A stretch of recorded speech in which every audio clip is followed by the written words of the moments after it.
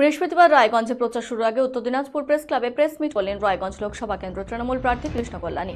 এদিন সাংবাদিক সম্মেলন থেকে তিনি রায়গঞ্জ লোকসভা কেন্দ্রে উন্নয়ন নিয়ে আগামী দিনে তার কি পদক্ষেপ হবে সেই বিষয় নিয়ে বক্তব্য রাখার পাশাপাশি রায়গঞ্জ লোকসভা কেন্দ্রে তৃণমূল বিপুল ভোটে জয়লাভ করবেন সেই দাবি করার পাশাপাশি রায়গঞ্জে তৃণমূলে কোনো গোষ্ঠীদ্বন্দ্ব নেই সেই বিষয়েও তিনি পরিষ্কার জানিয়ে দেন।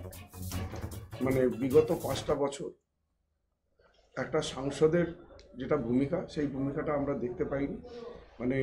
সাংসদের তরফ থেকে যে উন্নয়নটা সেই উন্নয়ন কিছু হয়নি। সাংসদকে দেবশ্রী চৌধুরীকে দেখা যায়নি, এখানে উন্নয়নটা স্তব্ধ হয়ে গেছে।